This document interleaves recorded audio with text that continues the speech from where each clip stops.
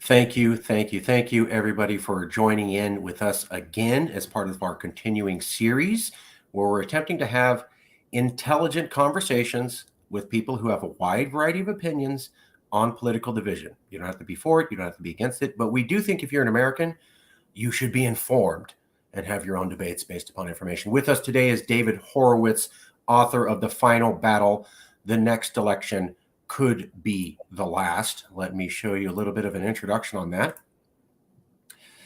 David Horowitz has appeared on Frontline and C-SPAN. He's been around. Today we're talking about author of The Final Battle, The Next Election Could Be the Last. It's this book. The Final Battle exposes the real threat that Democrats pose to freedom. The rise of socialism and critical race theory, coupled with threats to the Electoral College and Senate and independent judiciary and the integrity of the electoral system, now threaten to destroy the traditions that bring Americans together, the heart of our democracy. Attacks on these quintessentially American customs, codified by the Founding Fathers, undermine the possibility of bipartisan solutions to common problems like viral pandemics and civil disorders.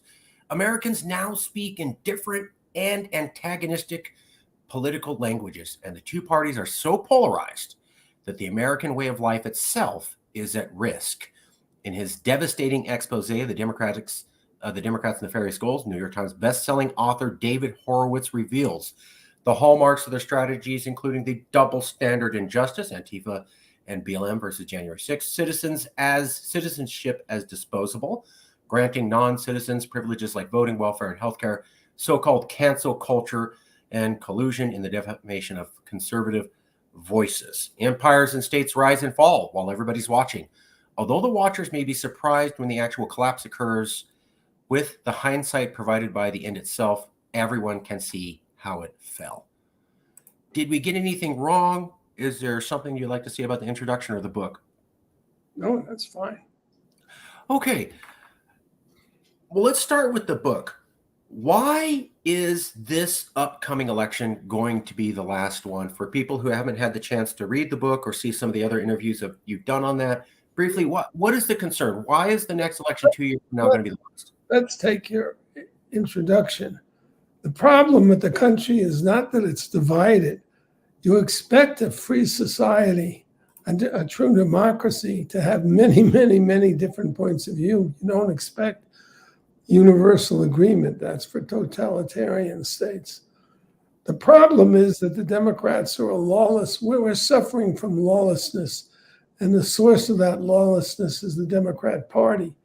They don't enforce the law in our cities, so we have record crime waves. They don't enforce our immigration laws, so we have an invasion of 5 million people, many of them under the control of criminal cartels, many of them just criminals themselves, flooding the country with poison, fentanyl poisons. We have the president silent. I mean, China is supplying all these poisons that kills. You know the statistics. More people are dying from fentanyl poisoning, and they're largely youth, than our soldiers in World War II. Year by year, the casualty rate is that high, and you have a president who's in the pocket of the Chinese and doesn't say anything. So that's the real problem we face. I've written several books on the Democrats' drive to create a one-party state. When Trump criticized the rigged election of 2020, raised questions about the election, the immediate Democrat response is, he's an enemy of democracy. You're not allowed to criticize an election. The truth is that the Democrats have challenged the certification of electors for presidential elections in every single presidential election that Republicans have won since 1980. And one of the chief Democrat prosecutors, Jamie Raskin, led the challenge to Trump when Trump was elected in 2016. Right. He led a delegation to the floor of the House to demand the decertification of the electors. So you have a totally dishonest party. I mean, it's scarifying to see how, well, we just have today, we have a new lie. I mean, everybody knew when they raided Trump, a former president's house, who was Mar-a-Lago, to get the classified documents. Everybody knew that the White House had to okay it. They denied it. Biden said, I didn't know it at all. Now we know that he knew. Of course he knew. Right. Well, how many things are you going to lie about? Yeah, that, and when Merrick Garland. That's so destructive of a society. That's the way banana republics operate. That's the way Xi Jinping operates. Lies about everything. And there's nothing you can do about it in totalitarian China. But we used to have a country where a president could be criticized or an election challenged. It's just, anyway, that's why I wrote the book. Because if you lay it out, this book takes you from the 2020 election to roughly January 6th. And you see in the narrative how relentless the Democrats are at attacking the First Amendment, just the demonization of Republicans. Trump was one of the most famous people in America before he ever ran. Nobody ever called him no non-extremist idiot ever called him a racist or a white supremacist or a white nationalist. I mean, just before he ran against the Democrats. So that's just to discredit not only Trump, but all his supporters, the 75 million people who voted for him. And they tell lies just casually, just these news people. You know, it's like, oh, any Democrat can beat Trump. No, they can't. It's more likely that no Democrat can beat Trump. If he was so easy to beat, you think they'd be trying to destroy him as relentlessly as they are? It's a good point. It's a good point. And then we have this, you know, you see they mobilized, this came after my book, but this racist pro-criminal prosecutor in New York, Bragg, and it's not just Bragg, this is the Democrat Party. They want to tie Trump up in court procedures so he can't run. I mean, there's never been a more blatant election interference in the history of the country than that. What got me was that when Donald Trump was elected, Democrats were saying he wasn't really elected. It's a fake election. I don't have to accept him. Not my president, not my legitimate president for 1 to 2 years. And then when Trump... They formed a resistance. They called it a resistance. Yeah. And then they completely forgot about that when Trump started questioning the election. And I'm like, where do you think the Republican... And I'm not, for everyone who knows me, I'm not condoning what Trump did, but I am saying, where do you think Trump got that idea from? The people who did it just 2 years before, or he thought about it all on his own? I mean, let's really think about this. He got the idea because it was on national TV 2 years before, but everybody wanted to forget that in the mainstream news and just focus on he's the only one that's ever questioned an election. No, as I said, the Democrats, worse than that. The Democrat Party has formally challenged every presidential election and called for the decertification of the electors and their replacement since 1980. Every one that the Republicans have won, both Bush elections. Anyway, so it's much worse than that. It's not remembering something somebody said. They participated in it. They had delegations go to the well of the House to demand the decertification of electors. And the last one was led by Jamie Raskin, who's the chief accuser of Trump. Right. When you have a whole party that's committed to lying and to extra legal methods. I mean, look at this shooting in Nashville. These 3 9-year-old kids who happen to be, well, it's not an accident that they were Catholics. There's a war on religion in our country, particularly the Christian. Well, the Jews are having a hard time too. Um, and the president doesn't visit the site.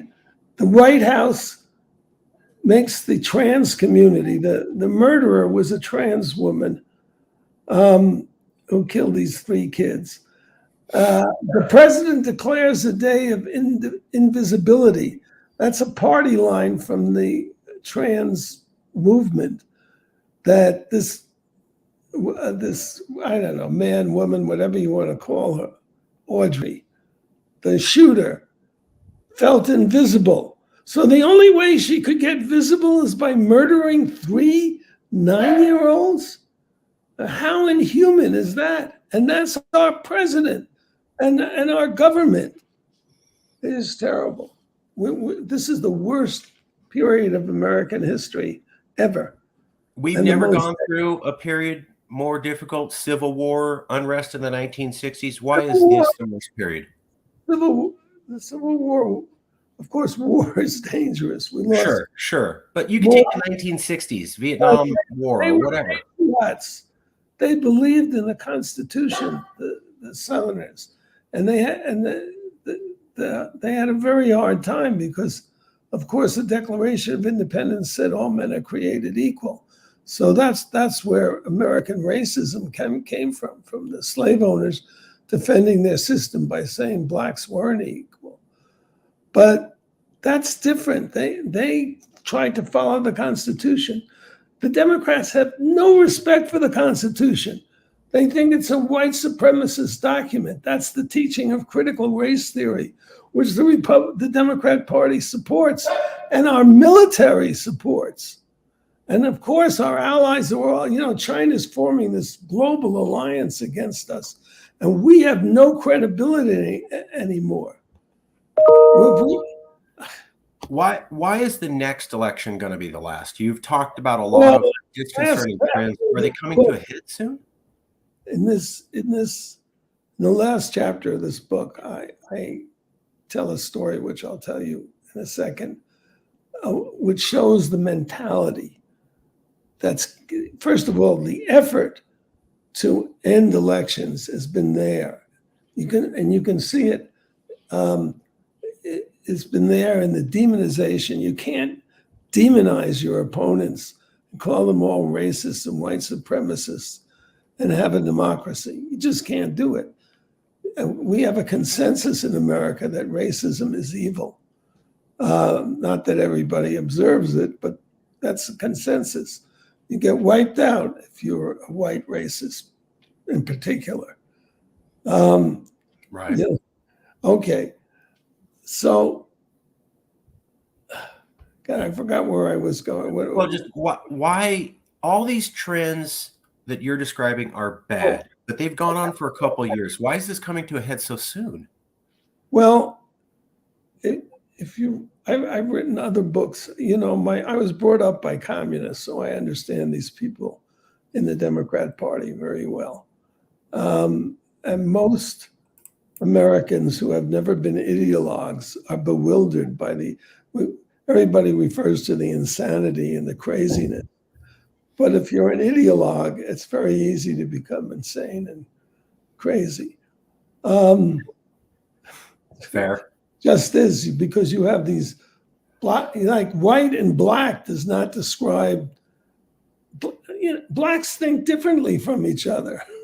So, they're not a monolith, as President Biden suggested, or I believe someone close to him. Yeah. Okay. Yeah. Anyway, so, okay, now this anecdote. January 2nd,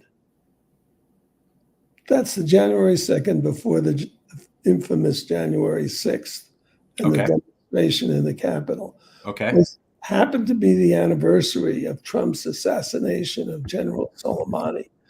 The Iranian terrorist is responsible for all the wounded warriors you see on television. And on January 2nd, the Iranian dictator, Rouhani, declared that Trump will not only be removed from office because he lost the rigged election, but he will be removed from life because we cannot forgive the killing of Soleimani. So as you can imagine, the security teams in the White House scrambled. The head of the president's security is General Mark Milley, chairman of the Joint Chiefs of Staff, chief military advisor to the president. So Milley went around the Capitol, and I have to say this information comes from a book called I Can Fix This by two Washington Post reporters who interviewed everybody. Milley went around the White House in these security meetings describing Trump as Hitler and his supporters as Nazis. The Stop the Steal speech that Trump gave at the Ellipse, he said, was the gospel of the Fuhrer. And he's the one responsible for spending $500 million to ring the Capitol with barbed wire to defend against a domestic terrorist threat from the right that never happened, nor was going to happen. I mean, Democrats are their filters are so bad that they don't see that everybody can see. Trump is leading a patriotic movement. Make America great again. You can't accuse him of being a Nazi. Anyway, that mentality now, Anderson Cooper and all these so-called liberal commentators on MSNBC, CNN, and so forth, they all praised Milley for doing this. That's treason, what he did. They said he was following the Constitution. No, he was traducing the Constitution. So when you have that level of treason mentality, and it flows, in my view, from people who regard the Constitution as a white supremacist document, it doesn't even contain the words white and black because it isn't a white supremacist document. But in their eyes, according to critical race theorists, the Constitution has no moral value whatsoever. One of them wrote a book calling the Constitution trash, Elie Mystal. So even with the Bill of Rights. And then you have, after January 6th, AOC and several other people I quote in my book talked about having camps to deprogram Trump supporters. Of course, the only extremists in America are on the right. Well, when you have people, and I quoted a Democrat operative in California, high-level operative, saying we have to study, post-war Japan and post-war Germany, where they deprogrammed, they had to have denazification projects. When that's the mentality, and I don't see any big dissents among Democrats. I mean, there's Joe Manchin and Sinema, but that seems to be the extent of the. Why aren't people standing up and saying, you can't do this, you can't demonize your opponents, you can't lie so brazenly about them?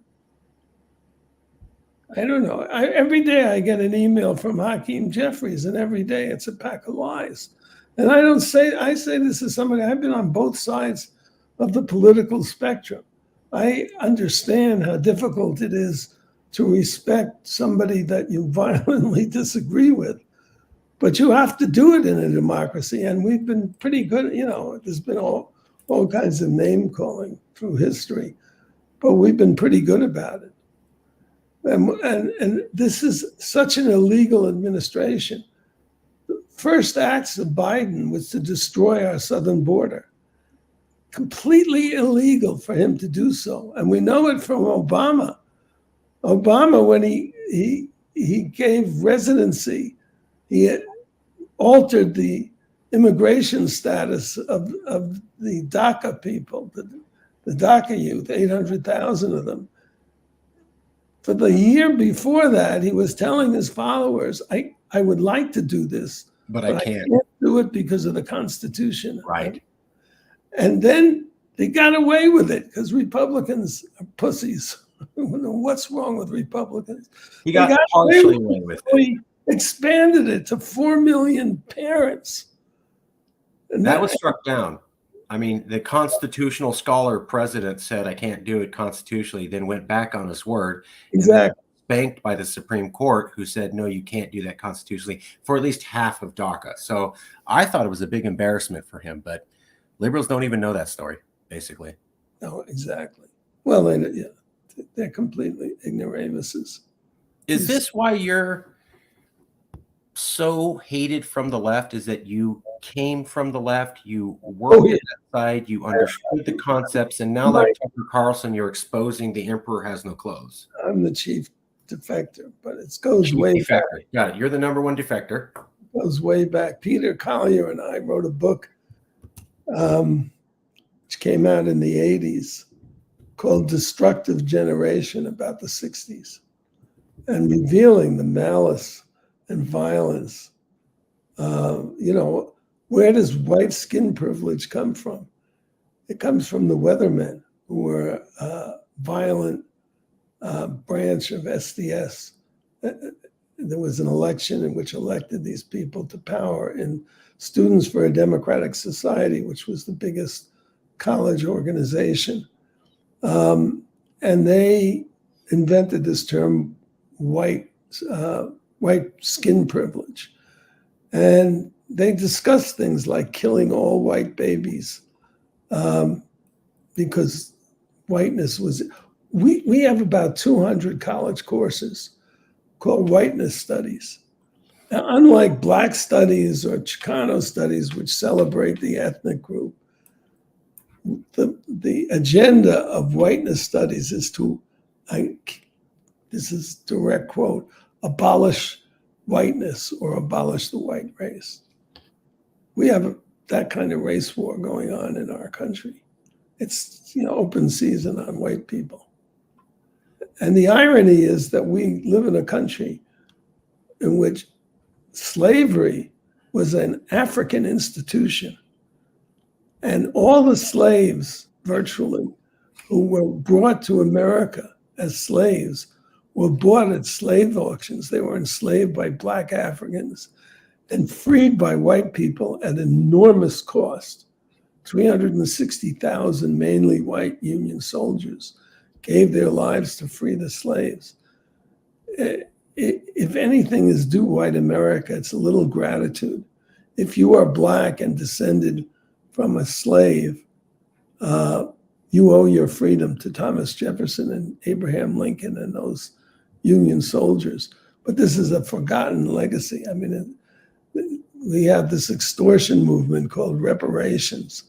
If you want reparations, sue the Confederacy, not the government. Interesting concept. So much. That sacrificed so much. They've robbed blacks of the have been here longer than anybody. Came before the Mayflower in 1619. And by the way, those were indentured servants that the New York Times is called slaves. Right. I remember that. And there used to be a period before slavery when white people were indentured servants and black people. But in Virginia at the time, the major part of the labor force was white indentured servants. Yeah. And you get free after a 5-year period. Yeah. We forget that period, that there was a period where black people and white people were literally equally indentured. If you listen carefully, you don't have to listen that carefully. The Democratic Party is a party of hate. Everything the left does is driven by hate. This trans movement is incredibly aggressive. There's almost nobody in America who doesn't say live and let live. If you want to put on a dress and you're male, go ahead. We've reached an incredible point in that regard, but it's not enough for them. They want everybody to think the way they do. I mean, they're true totalitarians. Let me get to the meat and potatoes, if you will, that I Sure. ask everybody who's part of this series. These are the standard questions that we ask everybody. When Marjorie Taylor Greene came out, sitting Congress member, on President's Day and called for national divorce, a lot of the response from news agencies on the left and the right was the same. There's no political division in America. We basically all get along. She's just making this up to benefit herself. Huge political division, but I'm totally against just breaking up this country. Okay. But you do agree there is political division, but her solution isn't the right one. Never been this is at the level of it's worse than the Civil War in that the left does not believe in American principles. Like free speech. I mean, it's not like they hide their agendas. They wanted to destroy every aspect of the checks and balance system. That's what preserves our democracy, prevents the centralization of power in Washington. So they're against the Electoral College, which is in the Constitution and designed to get people to make compromise. They keep attacking the Senate as undemocratic. And you could, I mean, no point going on and on, but one could go on and on with their attacks on the basic principles of the American Constitution. That's a deeper division than, like I say, the Civil War. How do we heal the division? When Marjorie Taylor Greene made her call for national divorce, there was a it's a big party. If the Democrat Party, if I saw the Democrats are like a communist party, they have a party line and everybody toes it. They all march in lockstep. You know, Republicans at least have the grace that they disagree with each other. Sometimes it's very frustrating for people like me, but they disagree with each other. So Marjorie Taylor Greene's view is very short-sighted. I'm against it. She's singled out because she's ballsy. And she said some stupid things. I agree with that. But if political division is bad now, and her solution for separation isn't right, how do we heal the country and bring people back together? How do by restoring the integrity of the electoral system? You know, the Democrats, people ask the wrong question about the 2020 election. Was it fixed? Nobody knows for sure. Nobody can say with certainty because there never was an audit of the voting. So and it was the closest. People never mention how close this election was. Right. 159 million votes and 42,000 was Biden's margin of victory, 0.027%. So slight shifts in the battleground states would have delivered the election to Trump, despite the ballot box stuffing and so forth. Never been examined, but you can ask, was there a massive campaign to fix the election? And there's no question there was. The Democrats sent out a task force of 600 lawyers and 10,000 volunteers to change the election laws in battleground states and in any state they could. Sorry about my dogs. That's fine. It's a FedEx truck. What can I say? Is this tape? It's fine. It's part of the new COVID. Is this tape? Well, yeah, but it's fine. Yes, but it's fine. It's fine. Here, I'll do this for a second. All right, we're going to mute that for a second while he takes care of the dogs. This is the new era post-COVID. Everybody's at home. I think you've seen the number of interviews that people do where they have screaming babies on their lap. It's the way it is now.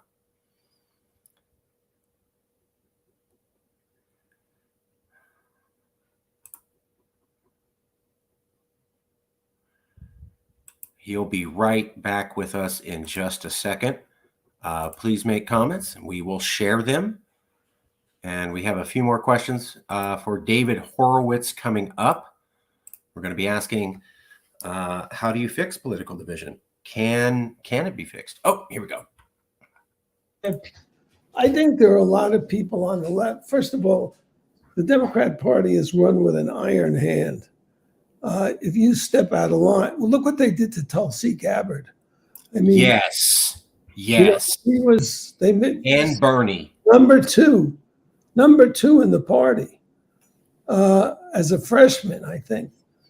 And she stepped out of line on the war issue. And that's it. She's gone. So I think the people, I also think that Democrats, like everybody else, want to be safe in their homes in big cities, which are run by Democrats and are violent and criminal. I think it just takes time to change people's minds. But the only way to end this is for people to understand that the basis of the Constitution is compromise. The founders feared what they feared the most was factions. They feared a majority faction getting control of the government and using its power to suppress opposition. And they called that the tyranny of the majority. And right now we're living under a tyranny of the Democrat majority. So I think it can, we could come back together if we can get everybody to appreciate and respect the importance of the Constitution, and that we should all follow a similar process and agree to disagreement, civil disagreement, and not a double standard where Black Lives Matter criminals and rioters and killers walk free and are bailed out of jail by Kamala Harris and the Democratic Party. And Republicans who've done nothing wrong, there's a kind of consensus that Trump is not guilty of any crime that Bragg has got his hands around. And just respect that. You don't like Donald Trump, that's okay. Vote for somebody else. I mean, that's the American way. You have to have faith in people's judgment ultimately. I thought so. I mean, so what I tell people is I'm a liberal, but I have two eyeballs and they work. And the Sun News article being suppressed wasn't right. FBI agents. The mere fact that you have me on says to me you're a good liberal. I object to the use of the term liberal for people who are vindictive bigots. Oh, well, I'm not that.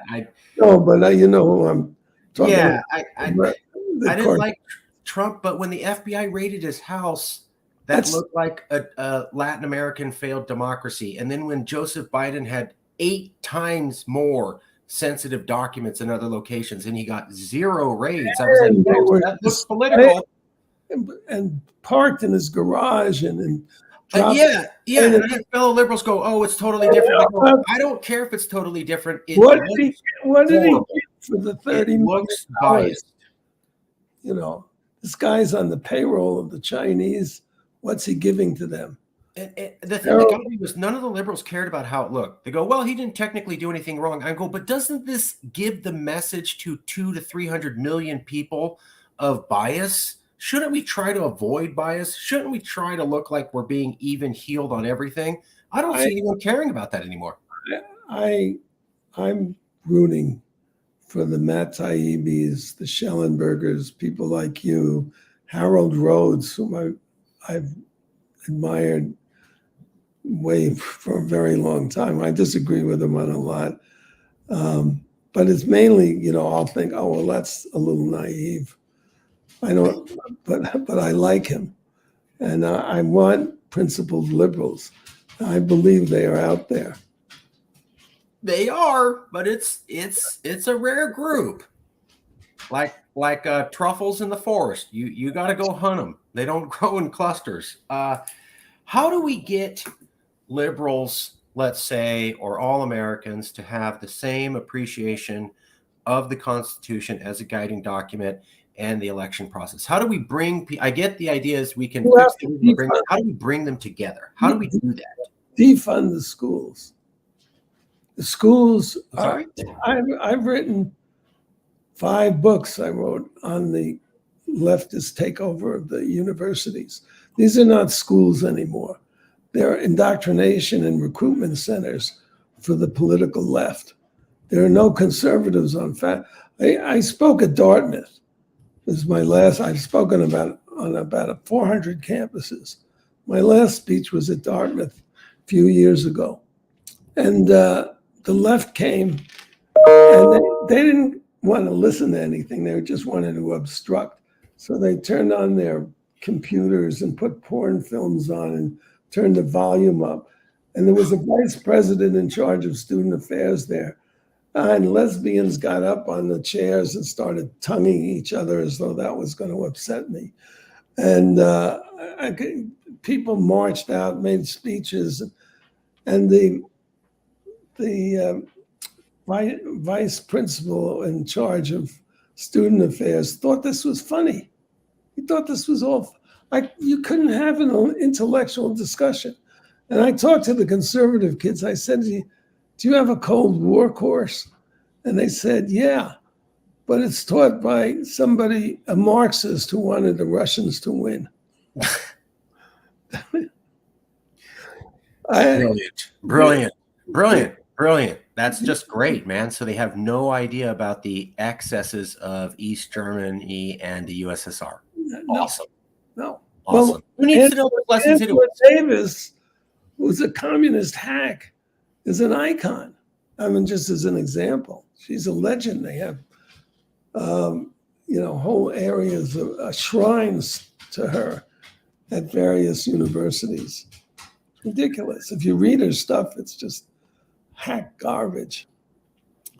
Well, I think your point is that the students should be able to listen to both sides instead of saying, "Oh, you can hear this, but we're cut that off." I spoke at the law school at the University of Texas in Austin, and the head of the communications department, which is the credentialing department for media people, which is why the media has gone so bad. She led these protests. They chanted "Shame on Horowitz" to start. I didn't get to open my mouth and say what I thought, and I had no idea who I am. And now it's gotten much worse. It's gotten really violent. And you have that dean at Stanford siding with the disruptors. What kind of lawyers are these people going to be? Or judges, even worse. I'm not going to go down that rabbit hole because that's a whole other show. I will point out that I don't think it's a good idea that we now have Supreme Court justices who can be confirmed even though they refuse to answer questions and defy terms, even though the entire American legal system is based upon defining terms. I not only I agree, but it's even worse with Brown Jackson. She's a critical race theorist. She believes that the Constitution is an oppressive white supremacist document.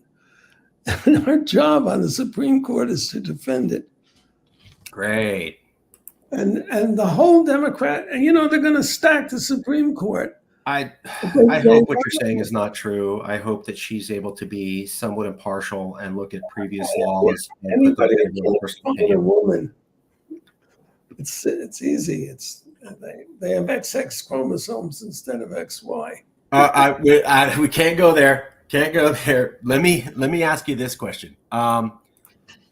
People have said the way to heal political divisions is federalism. Let's just have more federalism. Is that the answer? Well, I think it's saving us right now.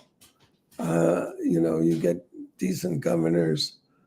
You have the division and separation of powers is so crucial to preserving individual liberty, which is what our system is about.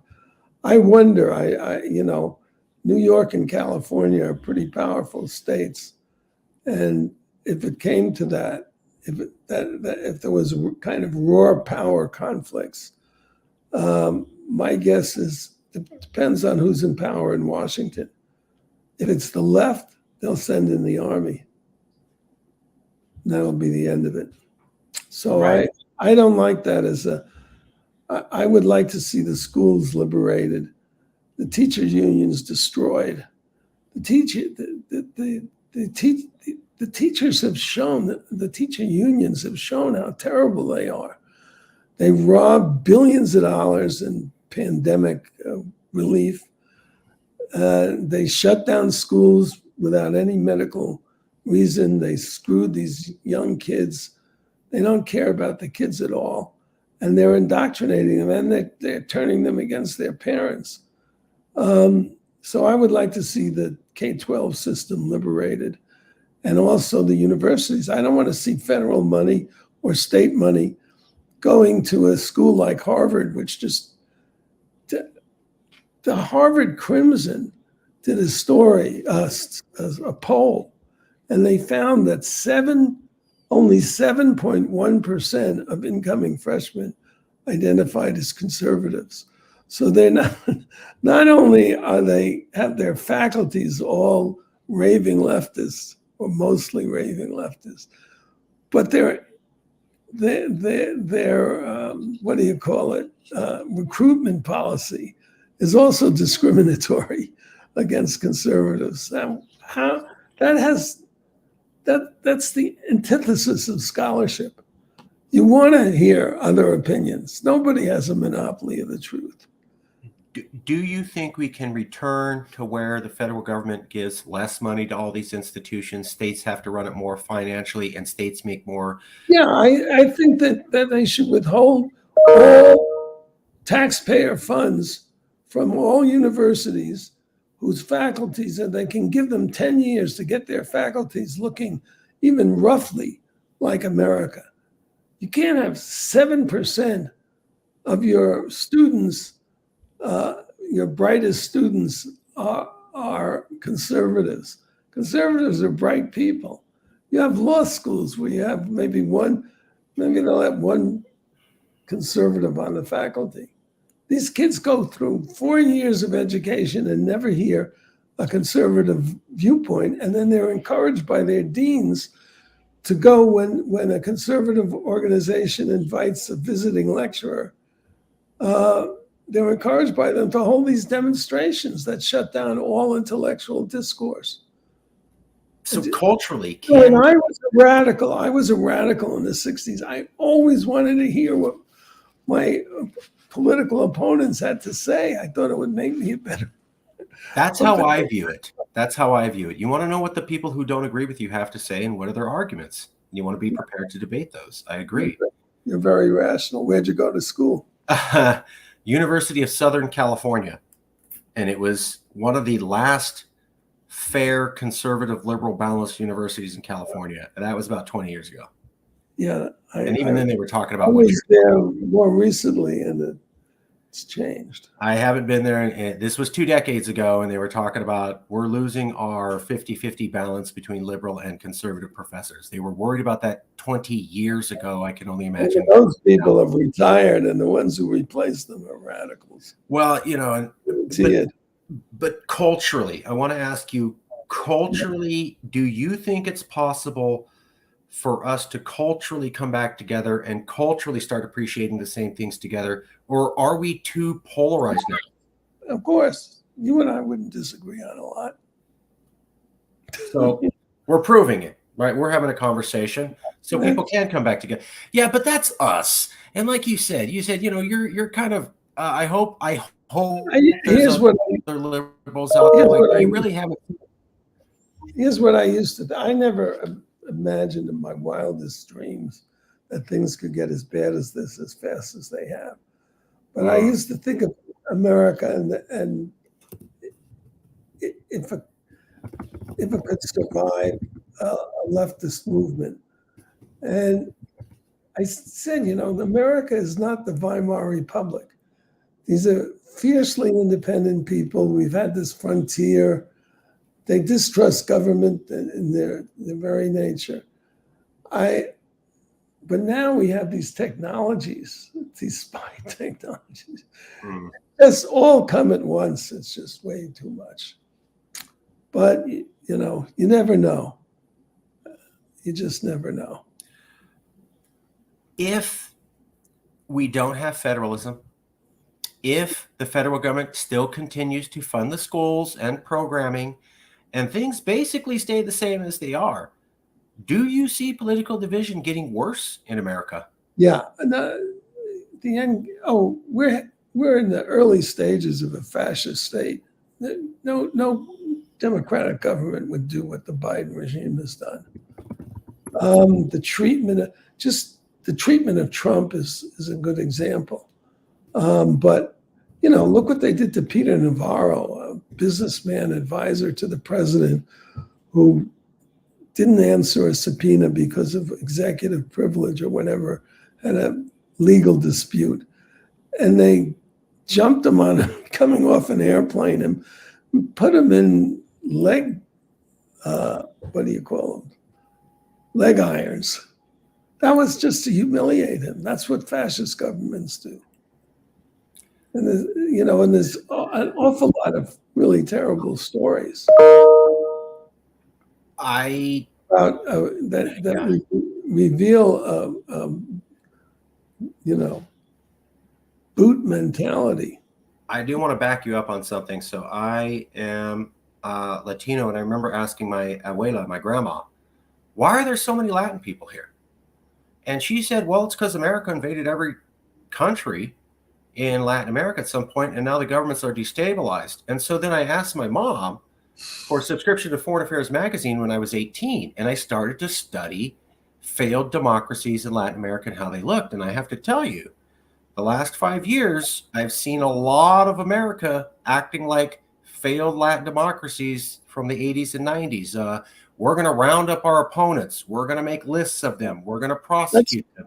Let's put them in prison. That's because of the weakness of the American leadership. I try to explain to people, this is not a good sign. This is not a good place to go. I've taken to saying that the Hispanic community is going to save America. Hey. It has the values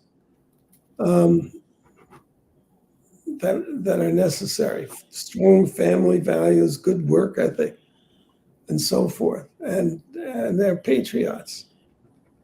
So, I think in an odd way, America has really, in its way, transcended the race issue. If you look at actual people and the way they interact with each other, I mean, you turn on the TV, you would think that half the country is black in the ads. They're all middle class. They're doctors. They're living. And people are so, all our youth, or the icons they have, they're Black and Hispanic athletes. That's who they want to be when they grow up. I mean, I wanted to be interested. Always I myself, I think can't keep track, but I think I have 4 Black grandchildren. Awesome. 3 Filipino grandchildren, and how Californian of you. Yes. I mean, that is a compliment in a good way. Yeah. So, what?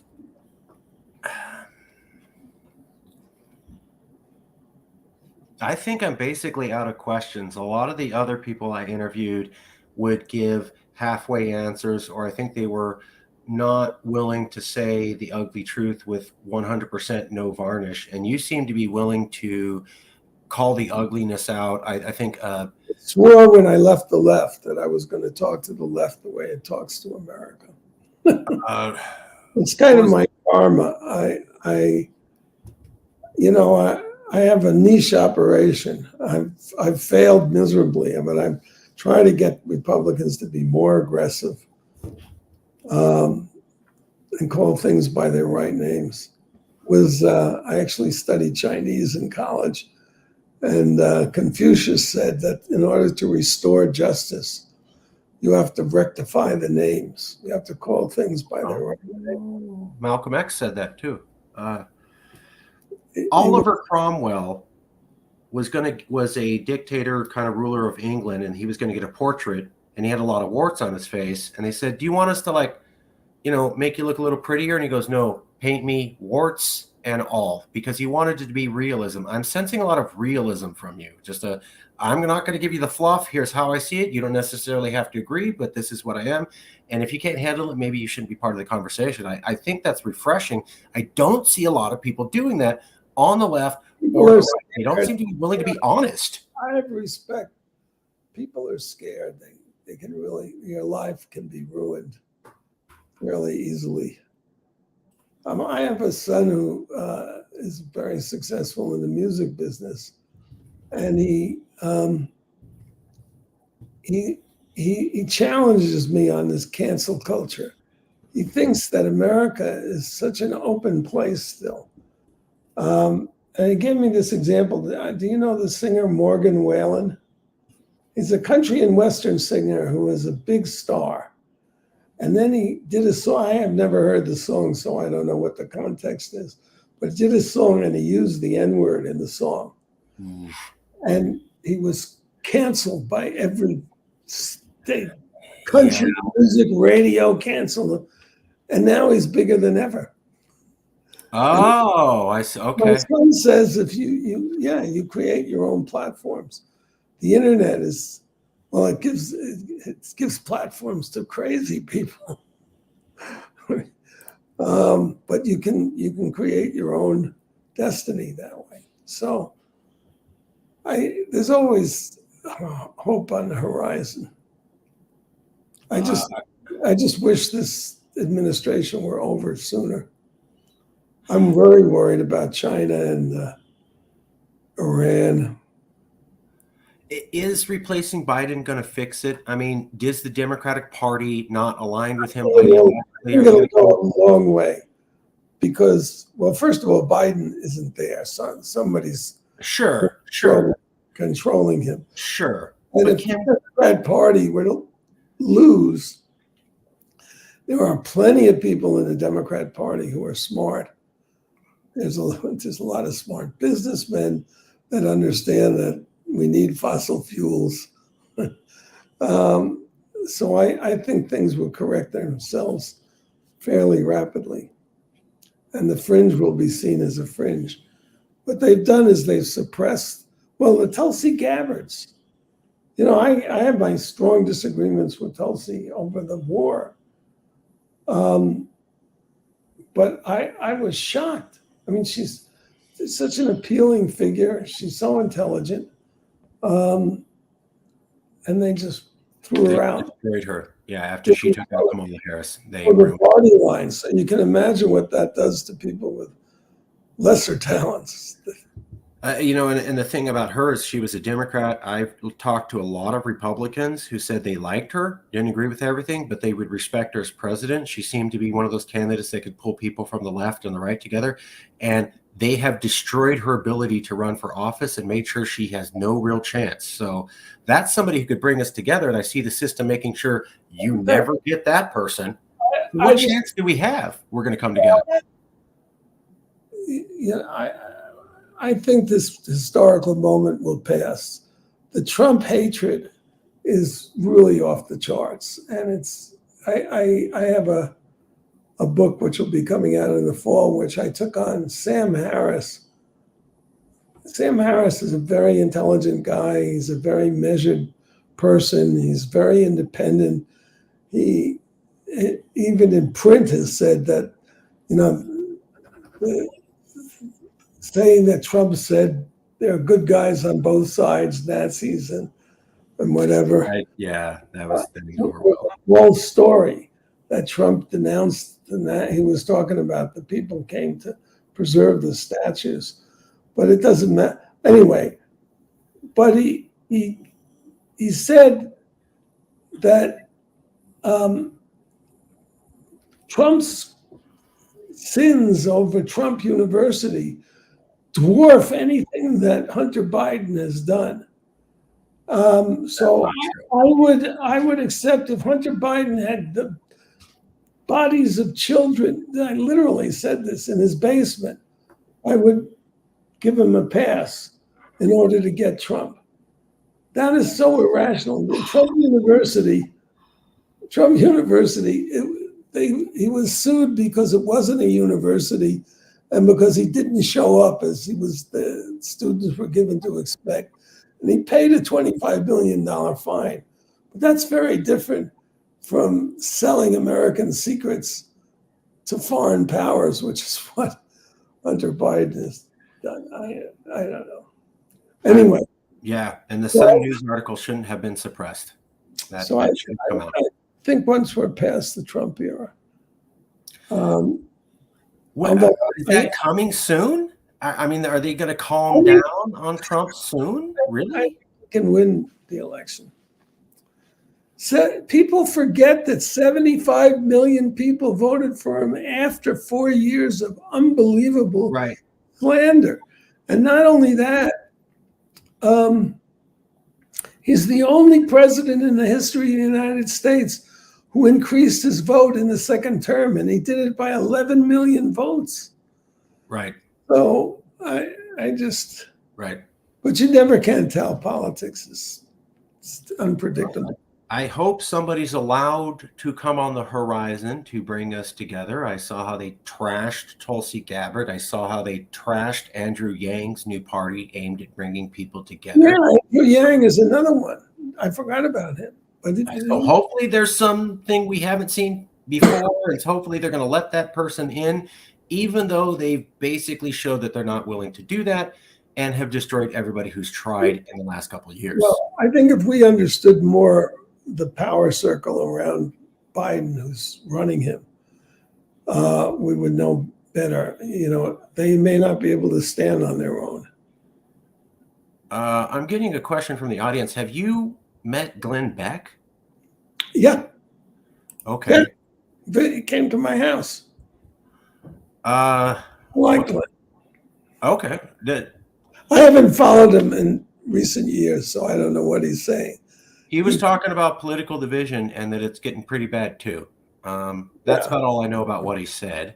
But any thoughts or feelings on, Glenn Beck is saying political division is pretty bad, and maybe he didn't say secession.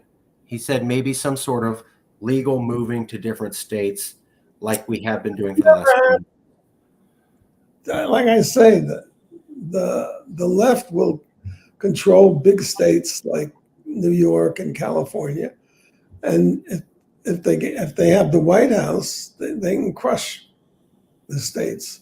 We're not going to have a civil war.